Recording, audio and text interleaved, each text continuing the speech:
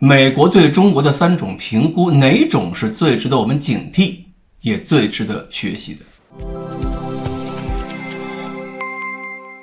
各位网友大家好，我是罗小飞。近来呢，美国已经非常明确表示中国是最能对美国构成挑战的国家，已经超过了俄罗斯。中国也认为美国是中国维护祖国统一、实现和平崛起的最大障碍。所以双方的学术机构都在对另一方的发展动态做深入的了解，那么谁能够更加清晰准确的描述对手，谁的发展就会更有针对性，知己知彼嘛。所以美国对中国的各种分析评估也就越来越努力了。最近美国对中国的一系列评估里边，有些东西还值得我们关注，就是要看一看他们的评估和我们对自己的了解差距有多大，还可以看一看美国的评估能力还有应对思想，这个也是我们研究美国的信息和资料。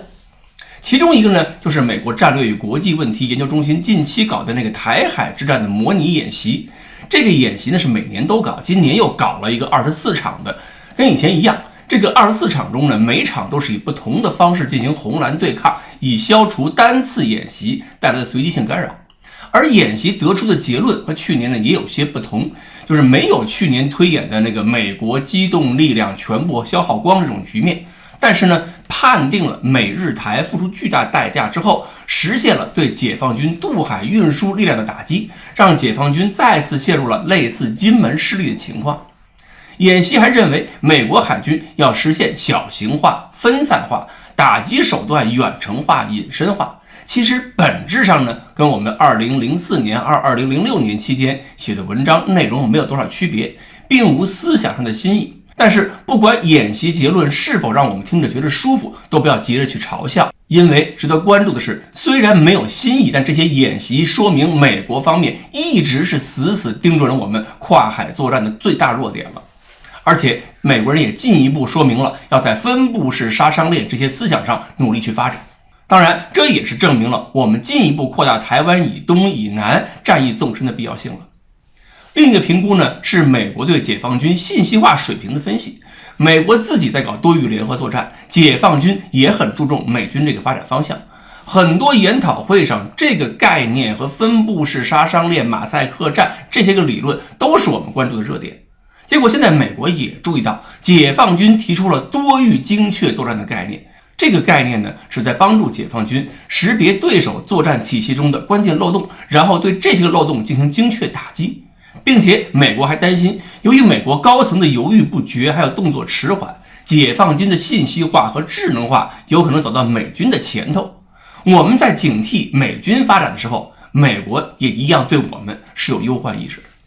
还有一件事儿，美国著名的国际政治学者、前助理国防部长约瑟夫奈最近呢呼吁美国的政策还有外交研究机构放下对中国的成见。这位多次访问中国、多次和人民大学进行学术交流的中国通，倒不是对中国示好，而是希望美国的研究机构在不受政治正确干扰的前提下，分析中美之间的博弈，要搞得像科研而不是像胡闹，要根据中国发展变化随时调整自己的政策，别让意识形态把科学分析压倒了。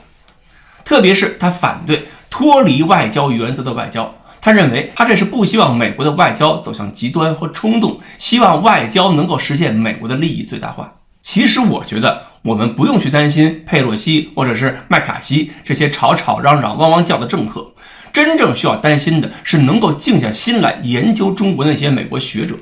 这些不会汪汪乱叫的才是真的会咬人的。就是不知道美国有没有那么多的野生智库去指责美国这些研究机构，要是那些野生智库也天天说美国的学者在中国面前跪着爬不起来，舔中投降，成了亲中派，打击他们的客观分析研究，那该有多好。